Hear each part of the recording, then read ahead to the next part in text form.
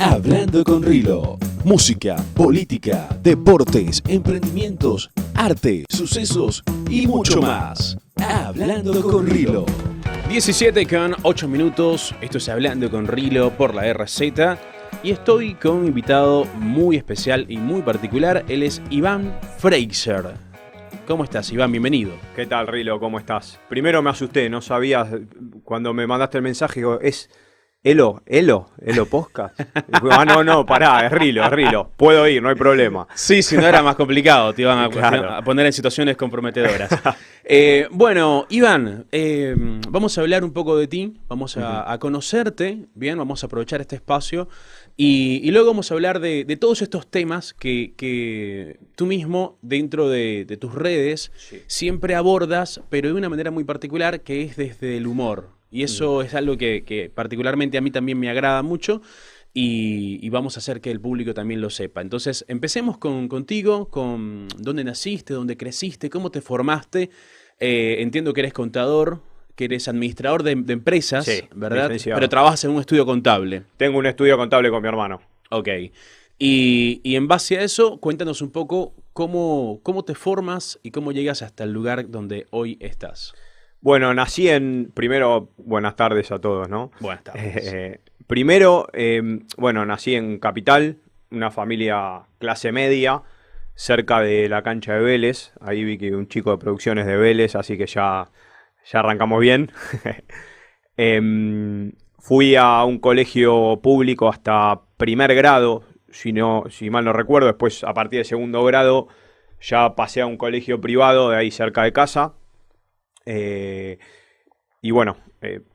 Seguí la orientación comercial, se llama acá, en Argentina. En Venezuela, ¿cómo se llama? El que sigue para la rama de la contaduría, administración. Sí, me parece que igual. Comercial. Sí. Seguí comercial en lo que es la secundaria y después me metí en la facultad de Buenos Aires, en la Universidad de Buenos Aires, en la UBA, a estudiar para licenciatura en administración. Y mi hermano, que tengo un hermano gemelo, un día si querés lo invitas a él. Complicado esto. No vamos a Gemelo ver. igual. ¿Cómo sé quién me vino el correcto? Y no sé, eso no lo vas a saber nunca. Puedo ser yo, puede ser él. Muy bien, Pero los dos seguimos por económicas y él le gustaba más el tema de los números, fue para la rama de contador.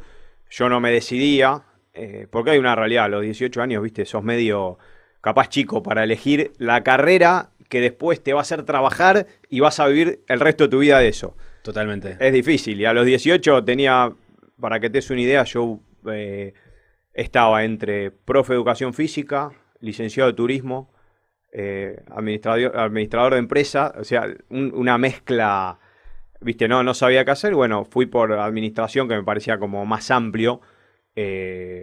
La licenciatura lo que te da es que aprendes como un poquito de todo y mucho de nada, te dice, ¿no? El contador es como vas para contador, el licenciado en marketing va para marketing. Administración es como que te da un poquito de contador, un poquito de marketing, un poquito de administración, un poquito de recursos humanos. Y yo dije, bueno, me recibo de esto y después cuando empiece a trabajar, veo que me gusta.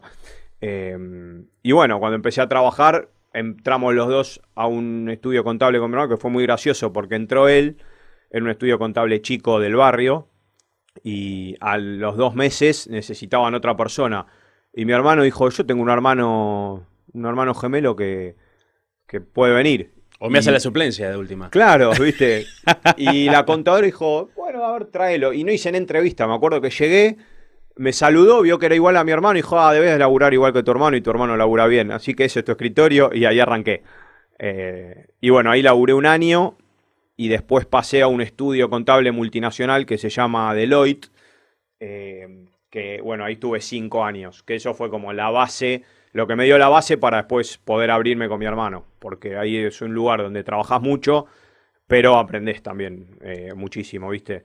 Y esos 5 años ahí, después sumados a otros 5 años en la empresa, hizo que, bueno, terminemos abriéndonos. Igual fue una carrera, para que te des una idea, nosotros propusimos abrirnos a los 24 años y yo recién trabajando a la par, o sea, empresa más clientes particulares, y recién a los 32 me pude abrir yo y a los 34 mi hermano. Fue Costó, no fue tan fácil, pero bueno, hoy trabajamos juntos, tenemos un estudio contable juntos. Bien, me surgieron varias dudas. La primera es, ¿tu material en redes lo haces tú haciendo los dos papeles o tu hermano te ayuda? Porque ahora me quedó la duda. Porque viste que tú haces varios personajes, pero puede ser fácilmente tu hermano el otro. Claro. No, sabés que hasta hubo familiares que me lo han preguntado y yo decía, no puede ser, me conocen de que soy chiquito y me preguntan si somos los dos o es uno solo. Porque somos muy iguales. Pero no, hay videos que serán 2 que hicimos juntos. Ok. Que escribimos el guión, porque yo hago un personaje que se llama el contador Achával, que un poco con humor trata de decir cómo son las leyes o cómo debería ser correcto. Y después él hace un personaje, es el contador Gambetta, que la palabra lo dice, que como de alguna manera busca la alternativa ilegal. Todo humor, ¿no? Entonces hubo algún que otro video que hicimos del contador Achával y el contador Gambetta, que estamos los dos. Esto surge también porque en Argentina cada día hay algo nuevo a nivel contable. Sí, acá no solo hay cosas nuevas, sino que cada vez hay más impuestos que obviamente, al haber más impuestos, echa la ley, echa la trampa. Cada vez hay más formas de sortearlos. Claro. ¿No? Y bueno, obviamente nosotros, más allá de que no las hagamos o no las promulguemos esas formas, las conocemos. Entonces, de alguna manera, mi hermano él hizo humor por ese lado. Siempre aclarando que es humor, ¿no? Obviamente. Totalmente. Aunque después muchos le escribían, che, ¿cómo puedo hacer? Porque me gustó esto que dijiste para evadir y qué sé yo. Y mi hermano acá, no, es solo humor. Así que bueno, así tenemos poquitos videos juntos. La mayoría, yo tengo mi canal y él también tiene su canal de TikTok, que también hace humor. Pero le dedica menos tiempo que yo, ¿viste? Entonces, por eso quizá tiene menos alcance. Dijiste algo que me llamó la atención y es que capaz eras muy chico, pero estuviste tanto en escuela pública como en escuela privada. Sí. A nivel primario, puede ser. ¿Recuerdas la diferencia, siendo niño, recuerdas la diferencia entre la escuela pública y la privada? ¿Qué fue lo que te marcó? La verdad, era muy chico. Yo me acuerdo que mis papás decidieron cambiarnos por situaciones que se daban en el recreo. Yo me acuerdo de eso, ¿viste? La verdad era chico. En primer grado tenés 6, 7 años. Era como el recreo iban como todos juntos, ¿viste? Primaria, si no me equivoco, hasta 7º grado. Y a los de primer grado, medio que los de 7º nos gastaban, nos jorobaban, ¿viste? Nos tiraban del pelo, qué sé yo. Cosas así que yo la verdad no tengo un recuerdo de pasarla mal por eso. No es que yo le contaba a mi mamá, mirá, pasa esto y nada más. No es que no tengo recuerdo de sufrirlo, pero bueno, ahí mi mamá y mi papá como hicieron, bueno, vamos a ver si podemos pagar uno privado. Además yo soy cristiano y querían un colegio con orientación cristiana, ¿viste? Cristiano evangélica. Así que había uno ahí cerca de casa y en 2º grado nos pudieron cambiar. Obviamente para pagar ese colegio, me acuerdo que mi papá, además del laburo en su empresa, empezó a hacer remis y mi mamá, que se dedicó a cuidarnos a nosotros, también empezó a hacer remis a la mañana mientras estábamos en el colegio para poder pagar el colegio. De eso me acuerdo patente. Hubo un par de años que mi papá llegaba, nos salvaba, salía, hacía 2 horas remis, volvía a cenar. Fue un esfuerzo familiar, ¿viste? Y un gran ejemplo de trabajo y esfuerzo también desde parte de tus padres. Claro. Bueno, viendo cómo ha surgido todo en Argentina, se dieron para algunos los cambios que se estaban esperando. A nivel presidencia, a nivel gobierno, hubo un cambio radical de escenario, bien. Quisiera, a través de, obviamente, todo lo que conlleva tu profesión, tu trabajo, tu experiencia y mucho de lo que nos muestras en tu contenido en las redes, que nos digas qué está pasando en Argentina desde tu perspectiva con respecto a el presidente Javier Milei desde que ejerce y con respecto a sus promesas o dichos de campaña. O sea, Javier Milei está cumpliendo su palabra, está haciendo lo que dijo que venía a hacer o está haciendo todo mal como quiere decir otro grupo de gente. Claro, mira, voy a ser totalmente sincero. Cuando empezó a armar el equipo, la verdad yo esperaba otra cosa. Porque de alguna manera él hablaba de dejar afuera la casta, terminar con la casta. Y si te pones a pensar todos los nombres que sonaban y los que terminaron estando con él, son personajes de hace tiempo de la política. Y incluso algunos que, bueno, son pocos los que resisten un archivo, ¿no? En política, pero que han estado con otros gobiernos y que no han hecho del todo bien las cosas. Entonces ahí un poco, en principio me frustré porque yo la verdad esperaba nombres nuevos. Esperaba gente que no fuera de la política y que venga a traer algo diferente. Y la verdad me encontré con nombres que podemos estar de acuerdo con uno, con otro, no hace falta dar nombres, pero que de alguna manera son gente que ya hace tiempo está en la política. Así que en principio me frustró. Después cuando empezó con las medidas, con el decreto y demás, de alguna manera está haciendo lo que prometió. Quizá él dice paga la casta, pero acá también yo creo que el pueblo también está pagando, ¿no? Todos lo sabíamos que iba a ser así, o sea, era muy de ingenuo decir, bueno, paga la casta y yo salgo ileso de esto, no. Todos los clase media, que probablemente la gran mayoría lo votó, sabíamos que íbamos a hacer un esfuerzo, sabíamos. Al menos yo lo sabía, yo voté un cambio sabiendo que probablemente, bueno, esto va a significar o que no me tome vacaciones, o que la inflación me coma el honorario, o que, bueno, tenga que achicarme en un montón de cosas, que empiece a revisar los gastos fijos, pero lo voté igual, porque de alguna manera yo busqué lo que yo creo que puede ser lo mejor o no, pero lo que yo creo que es mejor para el país. A mí me pasó algo similar cuando nos enfrentábamos a la preferencia. A ver, ¿a quién prefiero? ¿A este que va a hacer lo mismo de siempre, que ya sabemos cómo funciona? ¿O a este que plantea un cambio, plantea algo diferente? Y particularmente tengo algunas actividades que me generan ingresos en dólares y yo decía, bueno, si se dolariza la economía, capaz a mí ya no me va a ir tan bien porque eso me va a afectar negativamente. Pero no quiere decir que no sea mejor para todos en general, y capaz que sacarnos un poco del egocentrismo, del egoísmo o del individualismo nos da la oportunidad de tener un país mejor para todos. Y mi pregunta, teniendo en cuenta también tu experiencia, es, ¿había forma de levantar al país o hacer lo que se tenía que hacer sin afectar a todos de manera colateral? Porque sí, lo paga la casta, pero entendemos que también los precios nos subieron a todos, capaz el sueldo no nos subió a todos y nos encontramos con un costo de vida más elevado. Sí. Yo creo que no había forma. Estábamos en una situación prácticamente sin reservas, con una inflación aceleradísima, un país donde ya las empresas de las multinacionales ya no venían, no había confianza en nada, el riesgo país alto. La única manera, me parece a mí, de poder sacar el país adelante era, de alguna manera, establecer las bases de nuevo, como tirar todo abajo y empezar de cero. Y en el tirar todo abajo significa, obviamente, todo abajo. Y la economía, en parte, es eso, sufrió eso. Yo lo que pensaba también a la hora de votarlo es lo importante, o lo que a mí me parecía importante, era que en el proceso este de reconstrucción se acompañe a los que menos tienen. Porque cuando uno dice, bueno, el esfuerzo lo hace la clase media. Y bueno, la clase media, ¿cuál es el esfuerzo que puede hacer? Y capaz va al supermercado, busca precio, no se toma las mejores vacaciones que quiere, capaz no cambia el auto como quería, pero es algo que no es algo que se sufra o que sea realmente grave. Ahora, si el que va a pagar o sufrir o hacer el esfuerzo es la clase más baja, los más pobres, los que menos tienen, ahí es más complicado. ¿Por qué? Porque ya que sería dejar de comer hacer el esfuerzo. Por eso yo decía, bueno, espero que el proceso implique acompañar a los que menos tienen. Y bueno, ya sabemos que la clase media la vamos a sufrir, la clase alta nunca lo sufre. Los que tienen mucha plata o los millonarios, ellos no lo van a sufrir. El que lo va a sufrir es la clase media.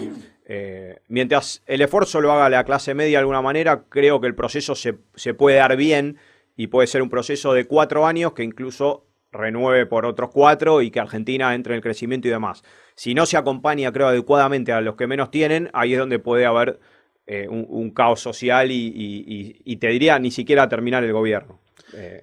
Ahí me llevas, justamente tengo un video que subí recientemente donde hablo de qué pasa si los pobres dejan de ser pobres. Claro. ¿Qué pasa cuando el pobre deja de necesitar la asistencia social?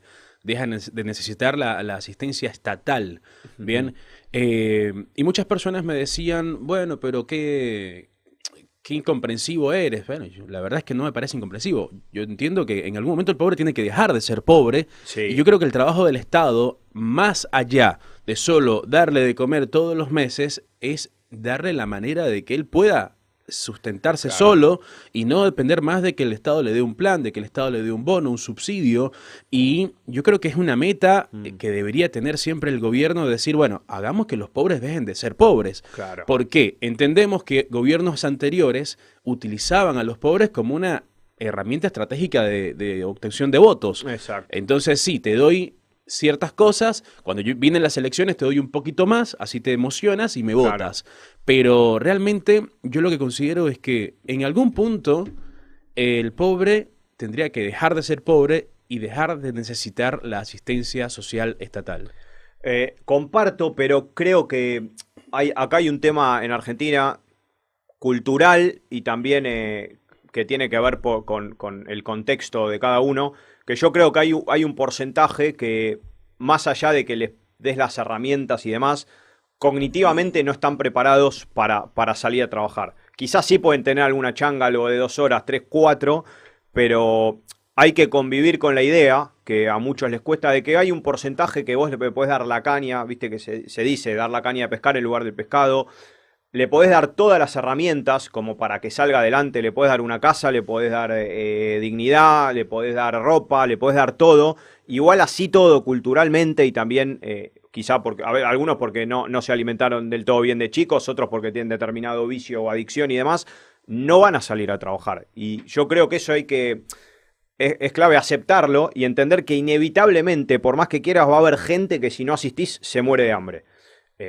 Hay que obviamente luchar para que esa gente sea la menos posible. Si vos empezás a apostar, por ejemplo, a la educación desde hoy, muchísimo a la educación, probablemente sea un fruto que vas a ver en 20 años, ¿no es cierto?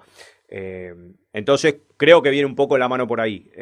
Así todo, el gobierno o los últimos gobiernos, como bien decías vos, yo creo que nunca estuvo la idea de sacar al pobre de la pobreza. Nunca estuvo. Siempre la idea fue asistamos al pobre, pero tengámoslo ahí, porque si en cuanto el pobre deja de ser pobre, no te necesita más y vota a otro. De hecho, si lo analizamos, hicieron un negocio de la pobreza. Los líderes sindicales se han enriquecido gracias a los pobres. Entonces es como que han malversado todo esto que en teoría tendría que haber sido con finales buenos, positivos, y lo transformaron en algo que solamente enriquece a un grupo pequeño otra vez. Sí. Y yo creo que la educación como tal, ¿verdad? Como el sistema educativo, la escuela primaria, secundaria, en esos sentidos fracasó. Porque sabemos que esos chicos que están en esos sectores vulnerables no van a la escuela o no la terminan o no tienen las ganas o no tienen la motivación.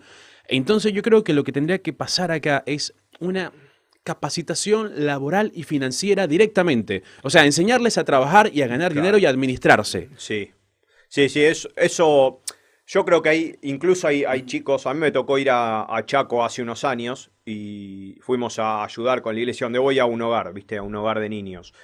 Y había chicos que estaban en 7º grado y todavía no sabían leer, ¿viste? Y a mí me llamaba la atención, pero ¿cómo es que están en 7º?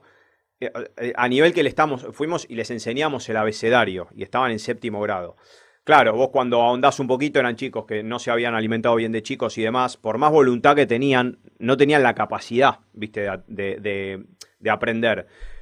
Y seguían pasando de grado, ¿viste? Y yo decía, es medio al cohete que sigan yendo al colegio o que sigan yendo, pero hay que orientar el colegio a algo, un rubro, carpintería, no sé, arreglo de aire acondicionado, trabajo en el campo, algo específico que al pibe le es una herramienta para después poder trabajar y vivir de eso, ¿no? Y creo que eso hoy falta un poco. Y no solamente para el chico, creo que también se puede hacer para... Hay algunos que han largado y capaz tienen 25 o 30 años, largaron el colegio en 5º grado, nunca más fueron, y capaz sí darle una asistencia en otro sentido, decir, bueno, capacitaciones de esto, de aquello, o que quizá darle una asistencia, pero que está atada a una capacitación que tiene que hacer para aprender de albañilería. Acá sigue siendo un país donde necesita mucho de la mano de obra. Hay otros países que estuve hace muchos años en Australia y prácticamente muchas cosas prescindían de la mano de obra. Entrabas a un restaurante y tenías la pantallita, viste, que apretabas y y retirabas, ¿viste? Claro. Porque la gente medio que laburaba más atrás de una computadora, no es tanto de ponerle el cuerpo, ¿viste? Este Bien. país sigue necesitando el cuerpo, me parece. Entonces, está bueno poder orientar a la gente que quizá no pudo terminar la secundaria o la primaria a aprender algo que después pueda darle de comer. Aprender un oficio, bien. Bueno, vamos a ir a una pausa, Iván, y ya volvemos con más en Hablando con Rilo. Estás escuchando Hablando con Rilo. Porque escuchar podcast es una cosa, pero escuchar Hablando con Rilo es totalmente diferente. 17:31 minutos, seguimos en Hablando con Rilo. Estamos con Iván Fraser. Iván, relacionado a lo que veníamos hablando, me haces reflexionar en que posiblemente sí tenemos cierta, ¿cómo se diría? Falta de sensibilidad con respecto a este grupo de personas a las cuales se les dificulta por una u otra razón salir adelante, tener un negocio, emprender, ser un buen empleado, entre otras cosas. Entonces, nos cuesta, por ejemplo, a mí, desde un ejemplo personal, yo llegué a Argentina hace 10 años sin un peso y no hice otra cosa que buscarme el pan de cada día, al punto de que, bueno, hoy en día no tengo una casa propia, pero vivo alquilado en una buena casa, con mi hijo, con mi perro, mis gatos, mi esposa, tengo un auto. Entonces es como que soy mi propio ejemplo de que independientemente de las situaciones de este momento, si te esfuerzas puedes llegar a obtener lo que buscas. Y cabe destacar que aunque soy licenciado en deportes, básicamente no ejercí mi profesión, trabajé de cualquier otra cosa. Fue como que aproveché mis habilidades y mis maneras de desenvolverme para obtener ingresos de diferentes formas, siempre lícitas, siempre de forma legal. Claro. Entonces, a veces cuesta decir, bueno, pero ¿por qué esta persona que tiene sus 2 brazos, sus 2 piernas, no va, por ejemplo, y corta un pasto, no va y hace esta tarea, esta otra? Incluso, seguramente también lo has visto, hay personas que se les hace más rentable estar en la calle pidiendo una moneda que irse al refugio, porque hay refugios, hay comedores, hay lugares donde estas personas que están en situación de calle podrían estar allí, pero en algunos casos prefieren estar allí pidiendo porque les es más redituable. Recogen mucho más dinero y no siguen reglas de nadie. Claro. Entonces, yo inclusive he estado hablando en algunas ocasiones a nivel de curiosidad periodística y les pregunto, ¿por qué estás acá? Primero les doy algo de dinero como para que suelten algunas palabras, ¿viste? Y les digo, mira, porque acá cerca tienes un refugio donde puedes estar, bañarte, comer, te van a dar ropa, abrigo, esto, lo otro, cama, pero prefieren estar así de su cuenta y recogen mucho más dinero porque imagínate, contablemente, si 10.000 personas te dan $1 cuando pasan por la calle, tienes un montón de dinero diario. Sí. Y generalmente hoy en día te dan 20, 50, 100, 200. Si tienes suerte, hasta te pueden dejar un billete de 500 o de 1.000. Entonces, hay una visión que no podemos ocultar, que es que muchas personas decimos, bueno, pero si yo puedo, él también tiene que poder. Sí.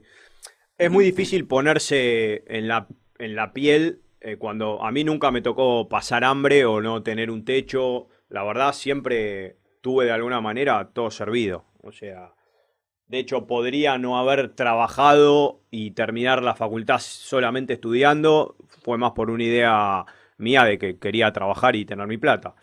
Pero es muy difícil ponerse en la piel cuando uno no pasó por eso, ¿no? Yo creo que la gente a la gente que está todo el día en la calle pidiendo, que vos decís se le hace más redituable, también estar en la calle tirado todo el día y teniendo que pedirle a la gente que pasa plata, también de alguna manera se tienen que forzar, tienen que estar tirados ahí, pasar calor. Y quizá nadie les dijo, mirá, podés trabajar de esto, o podés ir a hacer otra cosa. Nadie lo acompañó en decir, mirá, en vez de estar acá todo el día, podés hacer esto, que te puede ser más redituable. Y por eso digo que quizá ahí es donde nos está faltando una pata, o quizá al gobierno anterior, vamos a ver qué hace de tratar de esa gente mostrarle otro camino. No solamente el comedor, porque Claro. el comedor come, va y se va y sigue sin tener nada. Está bien, buenísimo, hay que darle comida, sí, pero quizá que le puedan enseñar algo o que después de ahí tenga la opción de ir a trabajar en algo. Y creo que se puede, pero bueno, no, a veces quizá, o por lo menos lo que fue los gobiernos anteriores, era mejor así, o así le servía a todos, me parece. Claro.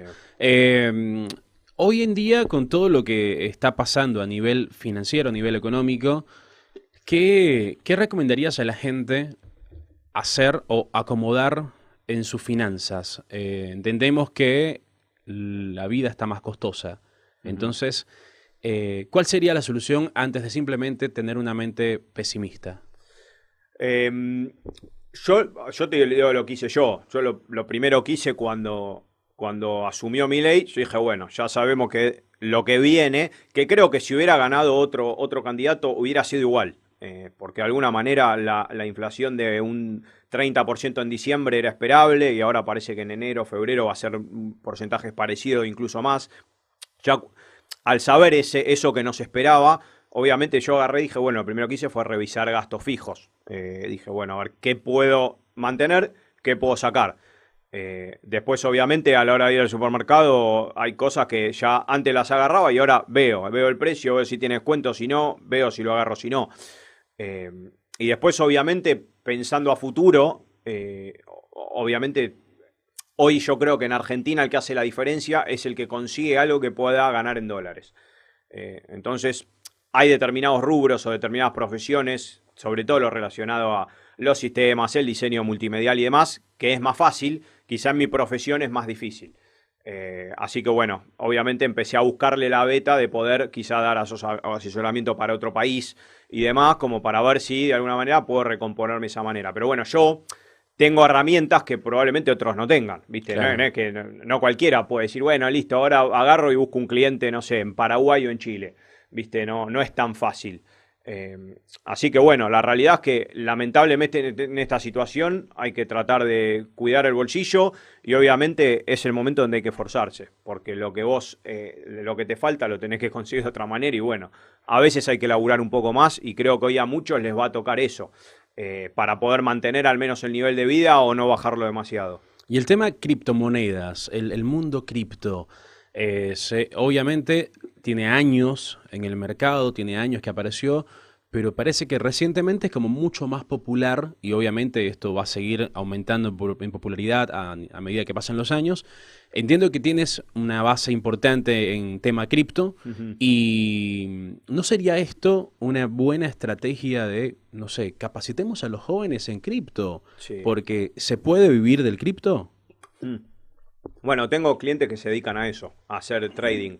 Yo creo que hoy también falta que acompañe la normativa. ¿Viste? Hay muchos grises en lo que es tenencia de criptomoneda, muchos grises en cómo declararlo. Hay un poco una orientación de cómo hacerlo, pagando el impuesto cedular y demás, pero es como que la normativa todavía no acompañó y muchos que hacen trading le cierran las cuentas bancarias, por ejemplo. Y simplemente están agarrando plata de una persona, invirtiéndola y devolviéndole, no sé, un 6% anual en dólares, no sé, por decir algo. En algunos casos es tu propio dinero que decidiste Sí. invertirlo y lo empiezas a mover hasta que crece. Hasta que crece, tal cual. Pero así todo, al mover ese dinero sin respaldo de factura, los bancos hoy te cierran la cuenta. Y eso es toda una falta de normativa que vaya o que actualice a lo que es hoy el mundo cripto, ¿viste? Que tiene que estar porque si no, limita una actividad que obviamente es una actividad más que es algo laboral. Hoy ya te dan hasta cursos de cómo hacer trading. Yo nunca recomiendo ni invertir en algo, sí digo, mira, yo hago esto, yo compro Bitcoin o hago esto o acciones de tal empresa, yo hago esto, pero nunca me gusta recomendar por el hecho de que también es un mundo volátil. Siempre es un riesgo. Siempre un riesgo hay, ¿viste? Y después si justo tuviste el riesgo se cumplió o pasó que el Bitcoin de golpe vos diste un consejo y bajó y la gente te quiere matar. Entonces por eso no me dedico a asesorar financieramente. A mí me pasó que justo mi hermano siempre estuvo relacionado, muy metido con el mundo de la criptomoneda y el Bitcoin particularmente. Y yo como que lo veía ajeno, yo no, lo veía con recelo. Y un día digo, bueno, listo, voy a comprar. Y bueno, ya estaba a un precio alto. Y bueno, no importa, voy a comprar porque va a seguir subiendo. Si la tendencia siempre es alcista, voy a comprar. Boom, compré cuando estaba en 36.000, me acuerdo. Claro. Y cayó a 16. Y se mantuvo casi un año en 16. Y dije, no, esto... Eso le pasó a muchos, pero te puede pasar también con acciones. Eso, viste, a veces es suerte. Si vos vas estudiando un poco el mercado, muchas veces lo podés prevenirlo, viste. Pero otras veces no, otras veces simplemente pasa y nadie lo esperaba o son muy pocos los que sabían y se lo guardaron, viste. Esto de las acciones, básicamente son las acciones en la bolsa de valores, Claro. ¿no? También se puede vivir de esto, lo has intentado, si te instruyes bien, ¿puedes sacar una ganancia de todo esto? Yo creo que sí, yo nunca quise vivir de eso porque no confío en dejar todo mi capital en manos de algo que tiene un riesgo de que te podés quedar en cero, porque una empresa funde, vos tenías acciones y tenías todas ahí y chau. Sí, siempre tomé los consejos de invertir diversificado, ¿viste? De no tener todos los huevos en la misma canasta. Obviamente de antes de comprar una acción, hacer determinado estudio, de ver, bueno, me puede rendir, qué riesgo hay, nunca ir a una empresa que sea dudosa o muy nueva, siempre ir más a lo seguro. Yo creo que hay gente que puede vivir de eso hoy, hay muchos cursos, hay muchas maneras de estudiar el mercado, hay muchísimas herramientas, pero yo por decisión propia nunca quise que eso sea mi sostén. O sea, y de alguna manera es cultural. Yo siempre me crié con mi viejo, mi abuelo, los vi laburar. Entonces, de alguna manera eso no digo que no sea un laburo, ¿no? Porque también es un trabajo. Pero dije, no, bueno, yo voy a hacer la plata laburando y esto lo voy a hacer como de alguna manera un hobby, a ver si podemos sacarle algo adicional. También depende mucho, yo creo que para ganar mucho necesitas inevitablemente que otra gente pierda mucho. Así es. Eso es una realidad. En algunos de tus videos en las redes muestras como que hay una realidad y hay una gran diferencia entre cómo eran las cosas antes y cómo son las cosas ahora. Desde mi punto de vista incluso puedo apreciar como que el antes era más conservador o más cuidado o más consciente y el ahora es más efímero, más vacío, más Sí. hueco. Cuéntame un poco de eso. Eso es mucho, yo los videos mucho lo hago de ver situaciones que se dieron a nivel familia, con, no sé, mi abuelo, con mi viejo. De hecho, al momento de elegir la carrera, por ejemplo, viste, yo pensaba, bueno, periodismo deportivo me gustaba mucho. Y mi papá conservador me decía, no, acá es médico, contador, abogado. Me decía, vos vivís en Argentina, si vivís en Estados Unidos, siempre me decía lo mismo, si querés estudiar para ser psicólogo de perros, que vas a laburar. ¿Entendés? Pero es verdad, vos ahí podés hacer lo que vos quieras, que laburo hay.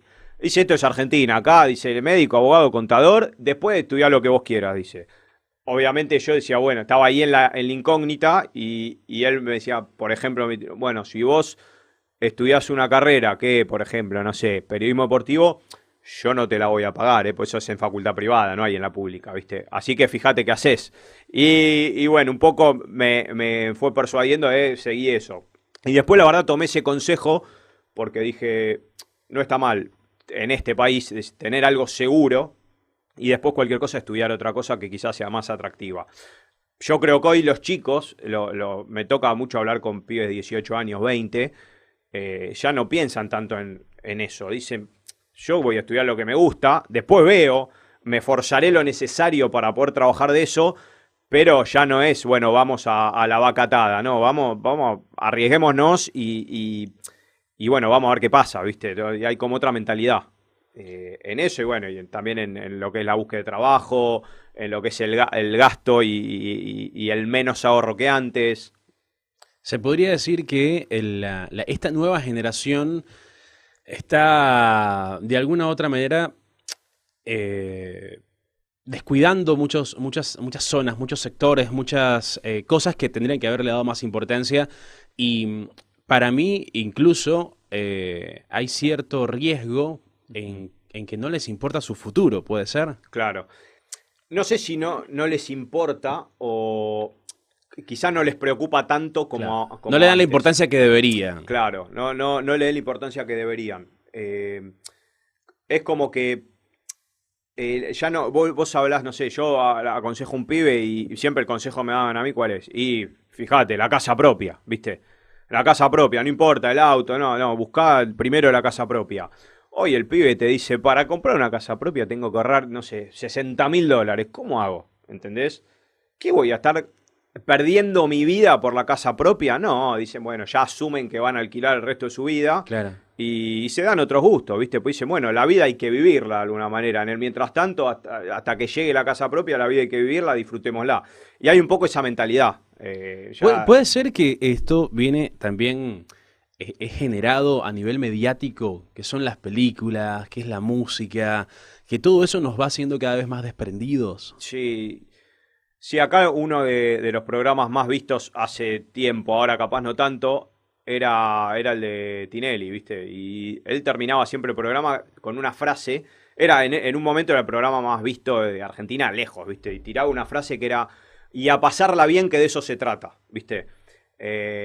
Y un poco eso marcaba lo que hace más de una década se fue orientando a la juventud, al consumo, a pasarla bien, ¿viste? Yo me acuerdo que incluso ya me pasaba a mí, que me decían, vos sos un rata, viste, mis amigos. Yo no es que era rata, tenía una cultura del ahorro, viste, no me Claro. gustaba gastar la plata, qué sé yo, no me compraba ropa, no iba atrás del mejor auto, qué sé yo, siempre priorizaba el ahorro. Pero tenía otros chicos de mi edad que tenían 2 pesos y gastaban 3, viste. ¿Qué tan graves fueron las acciones? ¿Qué tan graves fueron las acciones de Sergio Massa en todo el periodo de campaña? Y ahora, si no me equivoco, tiene una causa por eso. Aparentemente gastó fondos públicos para lo que es la campaña. Y bueno, obviamente son fondos que, independientemente de dónde los haya sacado, o generan son 2 opciones, o generan inflación o te endeudan. Y eso yo creo que también lo estamos pagando. Es una pena. Yo lo que no entiendo cuando lo leía y decía, ¿y en qué no hubo un momento donde alguien de la oposición o alguien controló que no se usen fondos del pueblo para lo que es la campaña? ¿Cómo es que pasa y que se hace tan fácil y que nos enteramos ahora que hay otro gobierno? O sea, eso es lo que a mí me chocó. Digo, tiene que haber como algo de la oposición que diga, bueno, alguien tiene que controlar. No puede ser que el que controla sea el mismo que ejecuta. Porque ahí los arreglos son muy fáciles. Me parece que tiene que haber de alguna manera una comisión o algo. Una comisión anticorrupción. Anticorrupción que sea formada por gente de la oposición que de alguna manera pueda salir al cruce en cosas así, ¿no? Tendría que ser como, viste, en la policía, no sé si acá funciona, pero en Estados Unidos nos muestran en las películas siempre que está la policía de asuntos internos. Claro. Entonces tendría que haber algo como neutral que Tal esté cual. evaluando a los dos bandos, no importa. Exacto. Que sea realmente anticorrupción, porque es insólito que incluso las personas que apoyan o apoyaban a Sergio Massa, a Cristina, a lo que se llame kirchnerismo, escuchan esto y no les molesta. No. Dicen, bueno, gastó 15 millones de dólares en una campaña que encima fue una campaña sucia, muy, Sí. muy sucia. Y digan, bueno, pero realmente para eso es el dinero o sea, para eso quieres que tu gobierno utilice el dinero. Esos recursos tendrían que estar, hoy en día, si visitas un hospital público, te das cuenta que ahí faltan recursos invertidos. Sí, Visitas sí, una sí. escuela pública, te das cuenta que faltan recursos invertidos. Entonces dices, ¿de dónde fue que les sobró tanto dinero? Es como que se gobierna por el poder en sí en lugar de gobernar por el bien común del pueblo, ¿viste?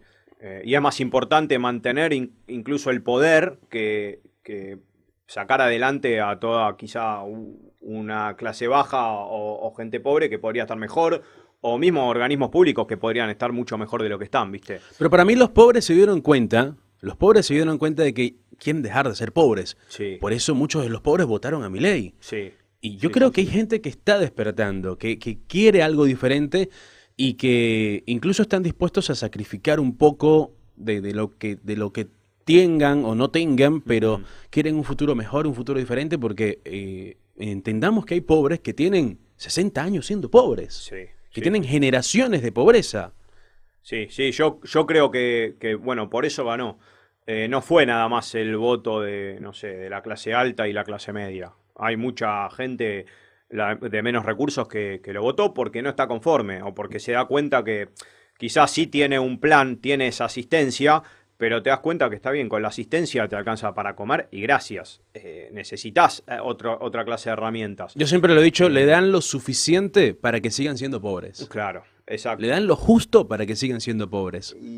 Y yo creo que hay mucha gente que sí quiere trabajar, ¿viste? Quiere algo mejor, quiere algo salir, mejor quiere salir y de la quiere villa. trabajar, no quiere cobrar un plan el resto de su vida. Yo creo que hay mucha gente. Hay gente que quiere salir de la villa, que quiere comprarse un buen auto, hay gente que quiere irse de vacaciones, hay gente que quiere vivir la vida. Exacto.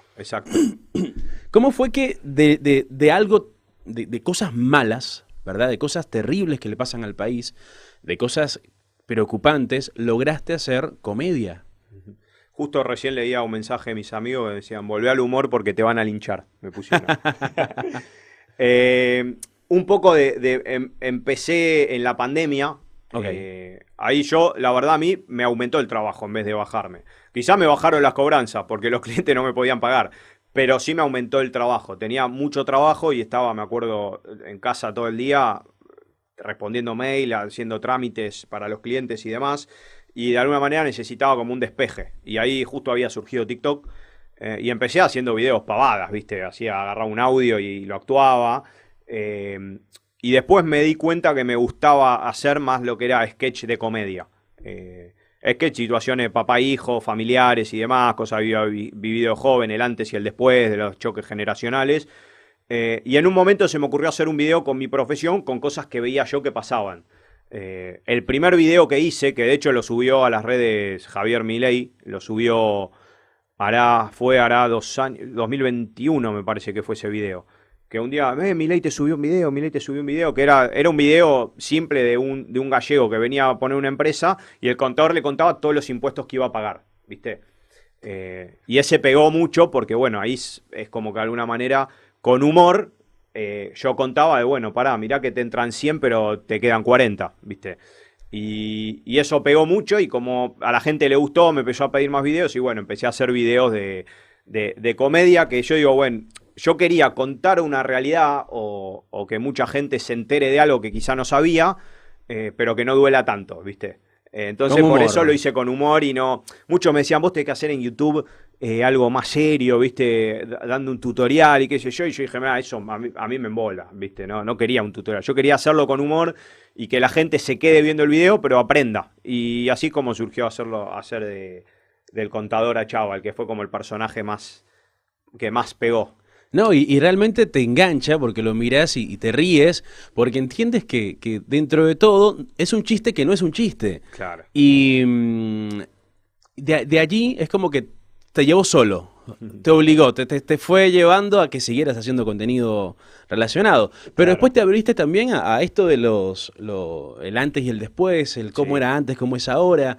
Y a nivel de justamente eso que fue lo que te llevó a seguir con estos videos, de cómo emprender, cómo abrir una empresa, cómo es tan fuerte que realmente sea tan complicado, o vamos a ver cómo va a ser ahora, pero en los gobiernos anteriores, como bien lo dices, era realmente complicado querer emprender, querer abrir una empresa.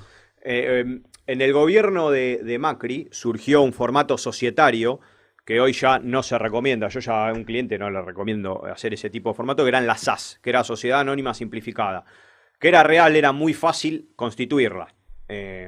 Lo que pasó en este país es que muchos aprovecharon para constituirlas. Era tan fácil que las constituían para hacer fraude, ¿viste? Entonces, claro, de cada 10 que constituían, había 8 que de golpe facturaban, desaparecían, no existía más la empresa, ¿viste? Y al crearse y muchos tomarla para el fraude, empezaron como a fiscalizarlas. Entonces, claro, había muchos que les había servido ese formato de SAS porque habían hecho una sociedad en 2 meses y ya la tenían funcionando, gente honesta, clientes míos que trabajan, taller de chapa y pintura, gente que se dedica a la seguridad y demás, y los empezaron a fiscalizar, a poner trabas, a trabar el quit, a demostrarme esto, y todo trabas burocráticas por culpa de aquellos que lo usaron para mal. Dicho sea de paso, bueno, después de eso lo que pasó fue que empezaron a trabar la constitución de la SAS cuando cambió el gobierno y vino el gobierno de Alberto, directamente te lo trababan, ya no servía, hacías el estatuto y te lo rebotaba, viste, muchas trabas, y si esa sociedad llegaba a salir, la SAS, que antes ya 2 meses empezó a demorar 6, salía y estaba constituida, automáticamente ya te empezaban a mandar notificaciones, te caían al domicilio, a ver si era fraude o no. Yo nunca, quizás estuvo bien que le pongan el ojo porque se habían creado para fraude, pero por otro lado, yo creo que también hubo una intención del gobierno de, bueno, estas las creó el gobierno anterior, tirémosla abajo. Y yo creo que eran positivas. Quizá se hubiera necesitado más control sobre eso, pero fueron positivas porque la verdad muchos que estaban dudando en armar una sociedad la podían armar rápido, ¿viste? Y obviamente con costos más bajos. En el tema de tus redes y tu contenido, ¿qué es lo más curioso que te ha pasado? Porque me imagino que la gente te escribe, te agradece, te comenta, y también, bueno, están los haters que algo siempre les duele y te van a criticar. Claro, no, la verdad, yo no me... Sé que siempre vos cuando te exponés y haces contenido, siempre va a estar el que te critique. La verdad a mí no me pasa que sean muchas las críticas. Más allá de que cuando hago contenido político, capaz de golpe hay, no sé, 10.000 comentarios en un video que puede pasar. Son pocos los que me bardean o me dicen algo o me agreden. Generalmente, como que incluso de los que no opinan igual a mí, como que hacen comentarios quizá disintiendo de algo o opinando diferente, pero insultos tuve muy poco, ¿viste? Es que es difícil porque de la manera que lo planteas, con humor, con jocosidad, de forma de chiste, Claro. pero estás trabajando con datos. Y es muy difícil refutar datos. Claro. Me preguntaba lo más loco que me pasó, bueno, que hubo gente o políticos más, subió video Milei, bueno, Miguel Bogiano, bueno, políticos de acá han subido videos míos, y bueno, me pasaba que cuando ellos subían un video, quizás ahí empezaba a tener seguidores, pero que de alguna manera buscaban ese contenido. Y yo la verdad no quería hacer política, ¿viste? 100% política. Yo lo tomé, lo hice porque a mí también me entretenía, me gustaba mostrar una realidad del lado del humor, pero no quería abocarme 100% a política. Igual, Entonces, me gusta porque en uno de tus videos simulas a varios personajes políticos y no es que estás a favor de alguno, te muestras Claro. bastante neutral, Sí. y eso me parece que habla muy bien de la conciencia con la que estás haciendo tu contenido. sí, yo más allá de que voté a Milei, no me pongo la camiseta de ninguno, ¿viste? La realidad Claro. es esa. De hecho, hay cosas que comparto del gobierno de Milei o de su ideología, hay otras que no las comparto. Y así me pasa con todos los gobiernos. Hay cosas que comparto del peronismo, hay cosas que no, hay cosas que de Cambiemos me gustaban, hay cosas que no. Y cuando hice ese video, de alguna manera expuse como las cosas que yo no estaba de acuerdo de los tres. Claro. A eso apuntó el video. Y por eso fue medio neutral.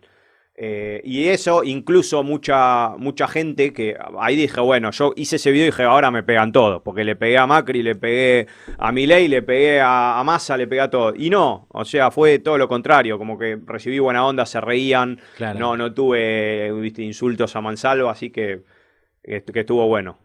Sí, bueno, totalmente. Yo creo que, de hecho, siempre invito a las personas a ser neutrales, a ser objetivos, a ser analíticos. No importa cuál sea el político por el cual simpatizas, Claro. es mirarlo con objetividad, analizarlo, decir, bueno, eso está bien, esto está mal, me quedo con esto no, y poder ser críticos incluso de ese partido político del cual simpatizas. Yo creo que algo que pasó con el gobierno anterior es que hay muchos que se fanatizaron por una ideología que en la práctica no se demuestra. Y quizá hay mucho fanatismo y yo no lo entiendo, porque digo, pero escúchame, yo entiendo que tengas una ideología quizás socialista o asistencialista, pero eso no lo vemos en la práctica. Entonces, no es momento de capaz soltarle la mano a un gobierno o a un partido político y probar otra cosa. Que esta cosa que estamos probando ahora, que quizás es un partido libertario, que es algo totalmente nuevo acá en Argentina, quizás también puede fallar. Y si falla, yo no voy a salir hay que seguir siendo libertario. No, y quizás falló, listo. Y si falló, habrá que buscar otra alternativa. Pero siempre el fanatismo no es bueno, en ningún sentido, y creo que en política menos. Totalmente de acuerdo, Iván. Bueno, muchísimas gracias, Iván. Llegamos al final de la entrevista. Mucha información útil. Es importante que la gente pueda ver la vida con humor. Por eso es tan importante que hayan cuentas como la tuya, tanto en TikTok como en Instagram. Bueno, recuérdanos las redes sociales para que la gente te siga y siga disfrutando de tu contenido. Bueno, gracias. El TikTok es Fui a la Pelota. Ahí me encuentran todos los videos de humor. Hay de política, hay de humor familiar, hay de todo tipo. Y si no, el Instagram me Fui a la Pelota Humor. Perfecto. Así que bueno, esas son las redes sociales para que le interesa el contenido humorístico. Así es. Iván Fraser estuvo con nosotros. Esto es Hablando con Rilo. Vamos a una pausa y ya volvemos con más. Esto fue Hablando con Rilo.